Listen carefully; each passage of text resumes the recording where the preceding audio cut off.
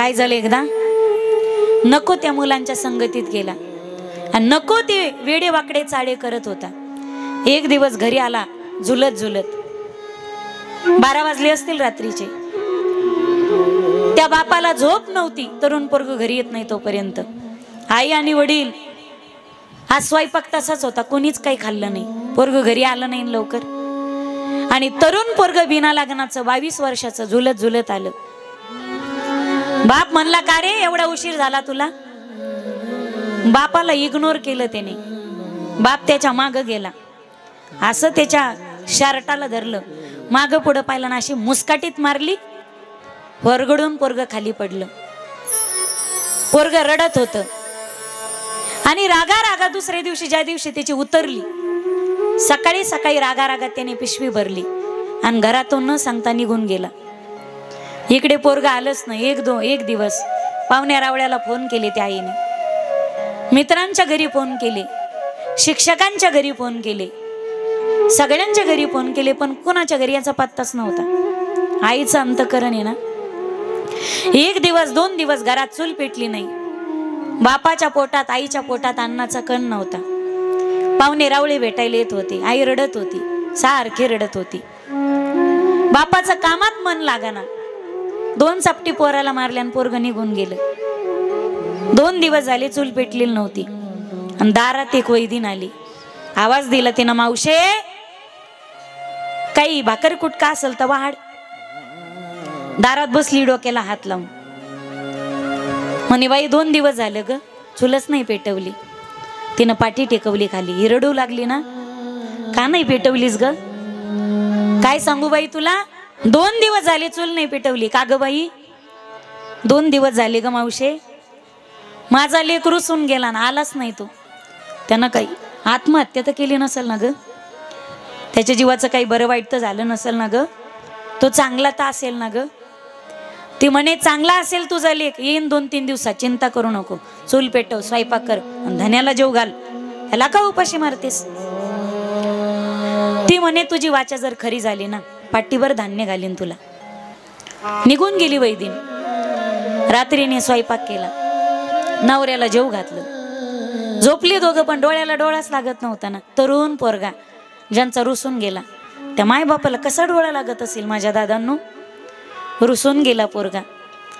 आई वडील झाल्याशिवाय मायबापाच्या अंतकरणाची काय स्थिती असते हे आपण कधीच समजू शकत नाही. सहज बोलतो आपण, काय कळतं तुम्हाला आणि काय कळतं तुला? ज्यावेळी तू मोठा होशील ना, तेव्हा माणसाला कळेल की मायबाप होणं ही सोपी गोष्ट नाही.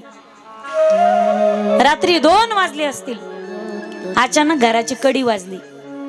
तटकन उठली ती, कडी उघडली तिने, दार उघडलं आणि समोर पाहती तर वाट्यावर पोरग, तोंड चुकलेलं, इवलं तोंड केलेलं, पोटात काही नसेल ना त्याच्या. कुठून आला, कसा आला, काय आला विचारलंच नाही ना. म्हणे, जेवलास का? हे पोरा जेवलास का? त्याने आडवी मान हलवली. दादा याला आवाज द्या थोडासा सगळीकडून. त्याने आडवी मान हलवली. जेवायचं का तुला? हो म्हणला तो. पटदिशी गेली किचन मध्ये. किचन मधून 2 पोळ्या घेतल्या, एकोर एक टाकली, मध्ये चटणी, तेलाची धार, असा रोल केला तिने आणि दार उघडलं. पोराच्या हातात देणार असा हात बाहेर काढला. पोरग घेणार, तेवढ्यात नवऱ्याला आली जाग. म्हणे, कोण आहे? रात्री बेरात्री दार उघडतेस, कशाला उघडतेस? कोण आहे बाहेर? घाबरले दोघं. तिनं हात बाहेर काढला आणि तिला वाटलं पोराने चपाती उचलली.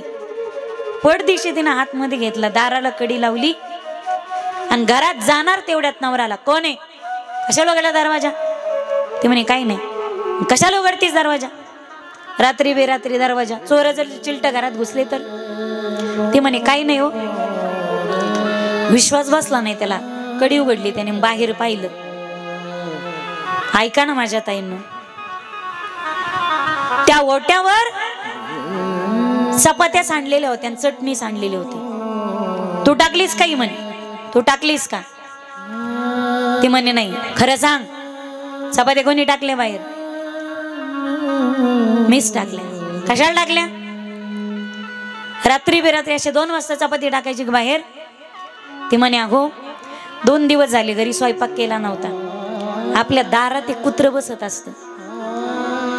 आज 2 दिवस झाले कुत्र उपाशी. असं आपण जेवलो पण मला आठवण आली कुत्र्याने काहीच खाल्लं नसेल. 2 दिवस झाली उपाशी. त्या कुत्र्याला भाकर टाकली. तो म्हणे कुत्र्याला चपाती टाकली आणि शेंगदाण्याच्या चटणी सगट. खाली मान घातली तिने. तो म्हणे तुझ्यासारखी इमानदार बाई, तुझ्यासारखी सज्जन बाई पहिल्यांदाच पाहिली, जी कुत्र्याला चपाती टाकताना शेंगदाण्याच्या चटणी सगट टाकेती. हाय तुला बोलतो मी कामावर गेल्यावर तू कुत्र्याला चपाती टाकताना लोणचं आणि पापडही टाकत असेल. हा तुला बोलतोय मी, खरं सांग चपाती कशाला टाकली? खाली पाहू लागली ती, रडू लागली. आई आहे ना, तिला वाटलं नवरा आता मला मारतो की काय, रडू लागली ती. नवरा असा जवळ येऊ लागला तिच्या. तिला तशी तशी भीती वाटू लागली, थरथर कापू लागला. नवरा जवळ आला, गपकन त्याने तिच्या अशा खांद्याला हात लावला. बर बघ रडत होती ती. खोटं बोलतीस मला? तुला काय वाटलं? तूच आई आहे म्हणून तुलाच प्रेम आहे आणि मी बाप आहे काय, मला प्रेम नाही का? ती म्हणे मी कुठं काय म्हणते तुम्हाला, तुम्ही तुमच्या जागेवर बरोबर आहे, मी माझ्या जागेवर बरोबर आहे. वेडीस का तू? अगं वेडे, तुला काय वाटलं? तू आला मला कळालं नाही का? तू उठली मला कळालं नाही का? अगं वेडे, तुला तर कडी वाजल्यावर कळालं तुझा लेक आला म्हणून, पण ज्यावेळी वट्यावर त्याचे पाऊल वाजले होते ना, त्याच वेळी मला कळालं माझ्या दाराची कडी वाजवायला 2 वाजता कोण येणार आहे? माझाच लेक परत येणार आहे. ज्यावेळी तो रुसून बॅग भरीत होता ना सकाळी सकाळी, तो खाली वाकला होता आणि त्याच्या खिशात मला पाकिट दिसलं. भले त्याच्यामध्ये 500 असतील व 5000 असतील, काय घेणं देणं होतं मला. पण वाटलं एक वेळ मनाला, पैसे जर असले ना तर पैशाच्या जीवावर हे कार्ट लांब निघून जाईल. आणि पैसा संपला ना, कष्ट करायची ताकद नाही याच्यात. आई तर खातोय, एकुलता एक लाडा कोडात वाढवला. पैसा जर संपला तर आत्महत्येचा प्रयत्न करील, ट्रॅक्टर खाली ट्रक खाली जीव देईल. कष्ट करण्याची ताकद नाही. पण पैसाच नसेल याच्या खिशात, याला कोण देईन पैसे? कोण ठेवीन याच्यावर विश्वास? आणि पैसा संपवला, पोटात जर भूक मावली नाही तर रात्री बेरात्री दाराची कडी वाजवायला माझ्या घराचा वाटा चढणारी मला खात्री होती. पण तुला व्यक्त होता आलं ग, तुला रडता आलं, मला रडता कुठं आलं? तुला बोलता आलं, मला इमानदारीनं सांगा महिला मंडळ.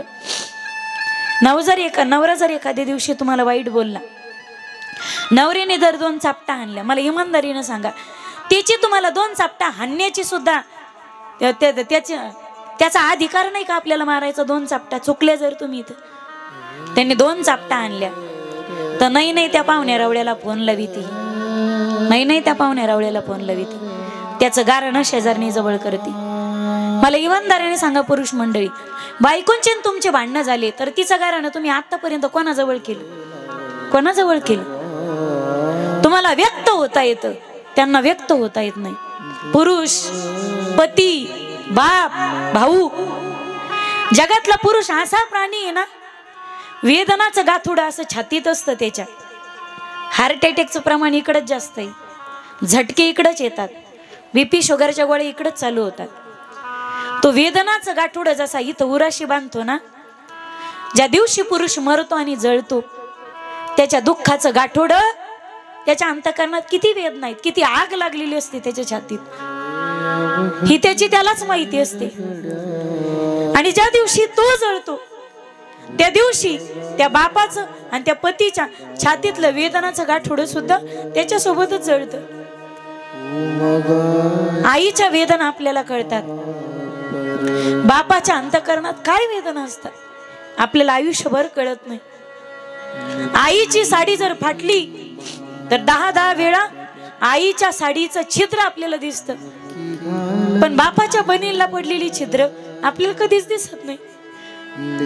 आईची चप्पल जुनी झाली तर आईची चप्पल डोळ्यात चलते, बापाच्या चपलीला पडलेली छिद्र आणि बापाच्या चपलीला नसलेली टाच आपल्याला आयुष्यभर कधी दिसतच नाही. कधीतरी विचार करत जा, आपल्या नशिबाची छिद्र ही बापाच्या बनीला पडलेली असते. बापाने आवाज दिला तर बांधावरचा बैल जर माघारी फिरून पाहत असेल आणि बापाने आवाज दिला, 18 वर्षाचं ठोळमं पोरग बापाच्या शब्दाला जर किंमत देत नसेल तर बाप नावाच्या अंतःकरणाला किती वेदना होत असतील. मायबाप हे बाप झाल्याशिवाय आपल्याला कधीच कळत नाही.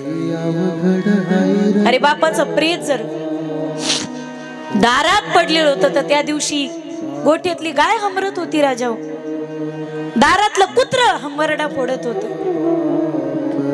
आपल्या दारातला बैल सुद्धा रडत होता. 2 दिवस त्या बैलाने चारा खाल्ला नाही.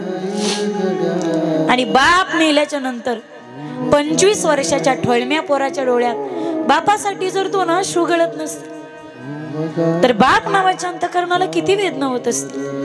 हे ज्या दिवशी तुम्ही बाप होताल ना त्या दिवशी तुम्हाला कळेल. लई अवघड हाय रगड्या उमगाया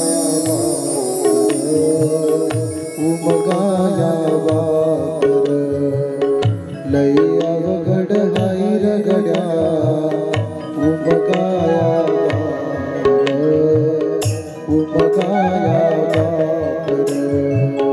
लई अवघड हाय रगड्या उमगाया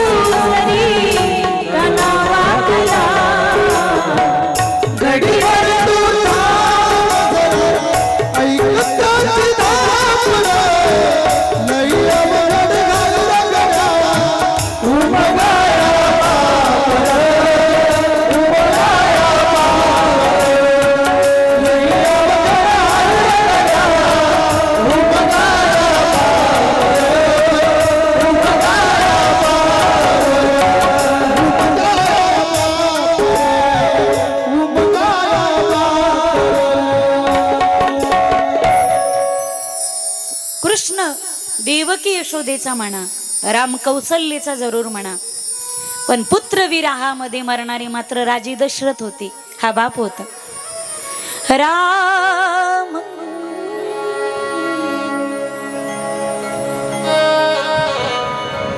राम राम कही राम राम राम राम कही राम राम राम कही राम राम राम राम कही राम राम राम राम. अरे भरपुरात काळजाच्या तुकड्याला भरपुरात गळ्या इतका पूर होता यमुनेचा, पण नुकत्याच जन्मलेल्या काळजाच्या तुकड्याला दरबाच्या टोपलीत घेतलं आणि यशोदेच्या कुशीत ठेवलं. यशोदेच्या पायाला हात लावला. यशोदे, काळजाचा तुकडा नाही, काळीच तुझ्या वटीत ठेवून चाललोय. उभ्या आयुष्यामध्ये प्रसंग कोणताही असो, पण माझ्या काळजाच्या तुकड्याला, तुझ्या काळजाच्या वेगळं कधी करू नकोस. अरे जगाच्या मालकाच्या बापाने यशोदेच्या पायाला हात लावला. काळजाचा तुकडा तुझ्या पदरात होतोय, याला जीवाच्या पलीकडे सांभाळ, याला हातच्या फोडाप्रमाणे सांभाळ, याला नेत्राच्या दिव्यासारखं सांभाळ. देवकी रडत होती कारागृहामध्ये, पण ज्यावेळी काळजाचा तुकडा ठेवला ना यशोदेच्या पुढं, त्यावेळी वसुदेव नावाच्या बापाने हंबरडा फोडला होता. हे का सांगितलं जात नाही आम्हाला? आईचं प्रेम सगळे सांगतात, आईची शपथ, बरोबर आहे ना? मला इमानदारीने सांगा, बाप शपथ घ्यायच्या लायकीचा बी नसतो का? शपथ सुद्धा आईचीच घेतली जाते ना. कोणी असं म्हणतं का बापाची शपथ? नाही म्हणत ना. आईची शपथ घेतली जाते. आई जवळची वाटते, बाप दूरचा वाटतो ना, बरोबर आहे ना? आईचं प्रेम कळतं, बापाचं प्रेम कळायला बापच व्हावं लागतं. रात्री बेरात्री तुम्ही बाहेर फिरतात, बऱ्याच जणांना म्हाताऱ्याचा फोन येतो, म्हातारे बापाचा. काही काही पोरं म्हणतात, आला बा म्हाताऱ्याचा फोन. बापाचा फोन येत असेल, तुम्ही भाग्यवान आहेत राजांनो. येत असेल तर 1 मिनिट बोलत जा, फोन कट करत जा. तुम्हाला फोन करण्यासाठी बाप आहे, तुम्ही भाग्यवान आहेत. माझ्यासारखे अशा हजारो दुर्दैवीत, आम्ही रोज त्या फोनची वाट पाहतो, पण आम्हाला तो फोन कोणत्याच नंबरवरून येत नाही, कोणत्याच नंबरवरून येत नाही. तुम्हाला फोन करण्यासाठी बाप आहे. आम्ही कोणाच्या फोनची वाट पाहावी, कोणाच्या फोनची वाट पाहावी? बापाच्या समोर कैलासवासी लागणं हे माणसाच्या जीवनातलं सगळ्यात मोठं दुर्दैव असतं. ज्यावेळी बापाच्या नावाच्या पुढे कैलासवासी लागतं ना,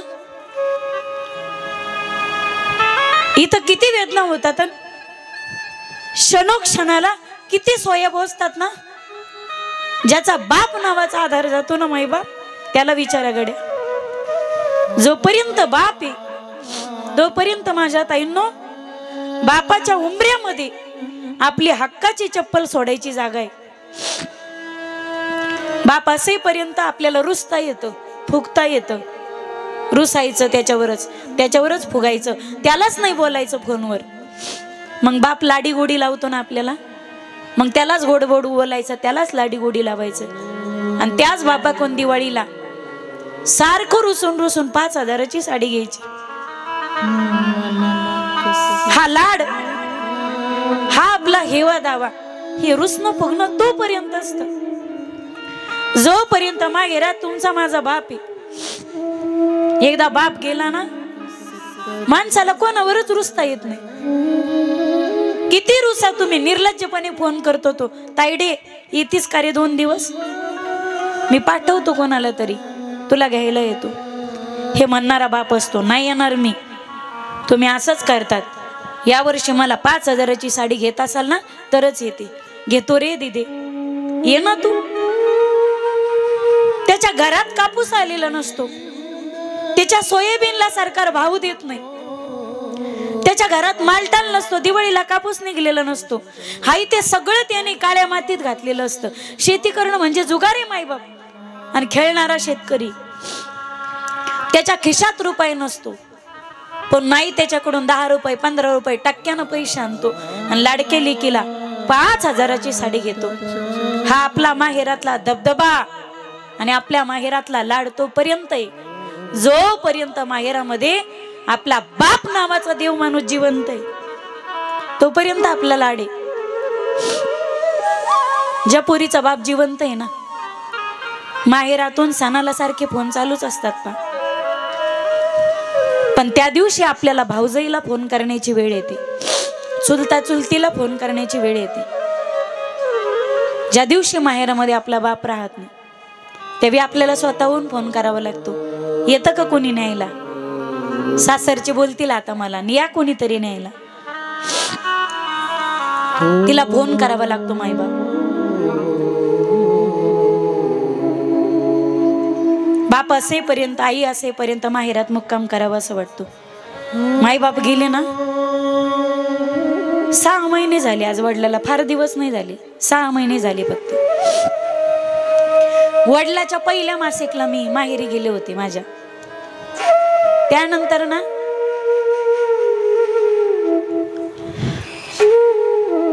माहेरच्या उंबऱ्यामध्ये पाऊल ठेव असं वाटत नाही. आता माहेरचं घर स्मशानासारखं वाटतं. माहेरात गेलं ना, प्रत्येक ठिकाणी वडिलांची बसायची जागा होती ना, तिथे वडीलच दिसतात फक्त. गेलं की आठवणी जाग्या होतात. इथे वडील बसत होते, इथं बाबा बसत होते, तिथं बसत होते, तिथं ते जेवण करत होते. ही कुंटी शर्ट लटकवायची होती, ही कुंटी टॉवेल लटकवायची होती. फार शिस्त होती. इकडची गोष्ट तिकडे चालतच नव्हती. तिथं म्हणजे तिथंच जेवायला बसायचे, तिथं म्हणजे तिथंच देवपूजेला बसायचे, इथं म्हणजे इथंच त्यांची बसण्याची जागा. आज गेलं ना घरात फक्त बाप आणि बापच दिसतो. मग इतक्या आठवणी जाग्या होतात की माहेरचं घर खायला उठतं. बापाचं जाणं, बाप असेल तो सांगत असेल त्याचं ऐकत जा दादांनो. बापाचं माणसाने ऐकलं ना त्या व्यक्तीच्या जीवनाचा इतका पांग फेडतो ना जो बापाचं ऐकतो. भाग्यवान आहे तो मुलगा, ती मुलगी ज्या मुलीचा आणि मुलाचा बाप गरम आहे. हे लोक गरम वागतात पण नंतर आपल्याला कळतं त्यांच्यामुळे आपल्या जीवनाचं कल्याण झालं. भाग्यवान आहे तो शिष्य.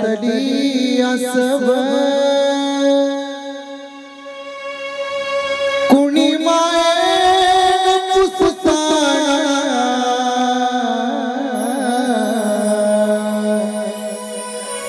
उरी उद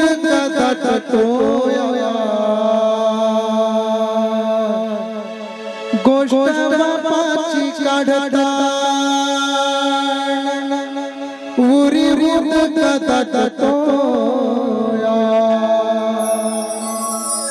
गोष्ट बापाची काढता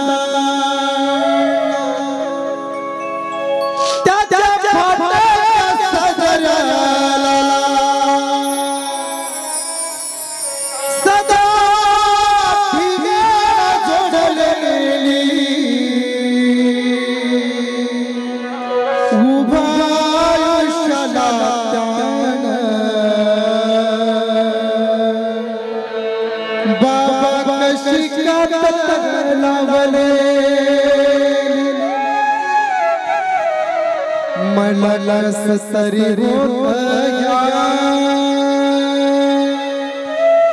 कुणी बाबा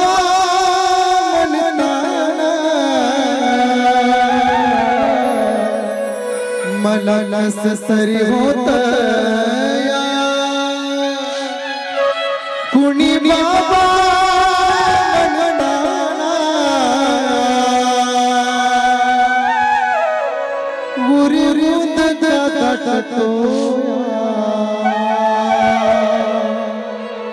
गोष्ट बाबाची काढता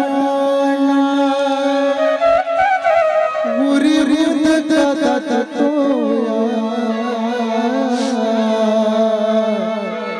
गोष्ट बाबाची काढता.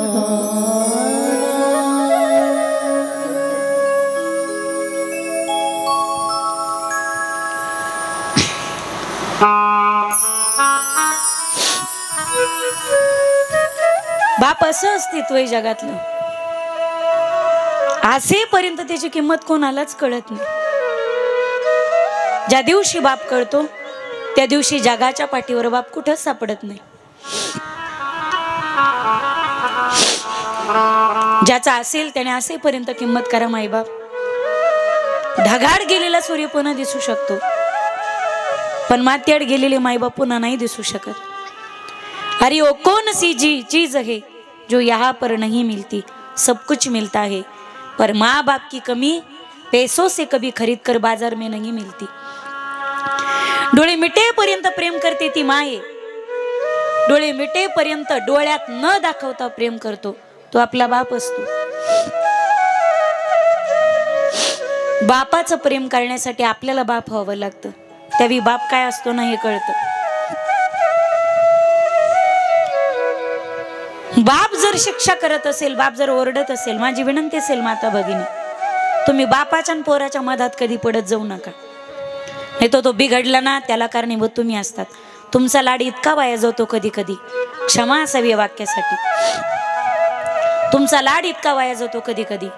बऱ्याचदा पोरं बिघडण्यासाठी कारणीभूत फक्त आईचं आंधळं प्रेम आणि वेडं प्रेम असतं बऱ्याचदा.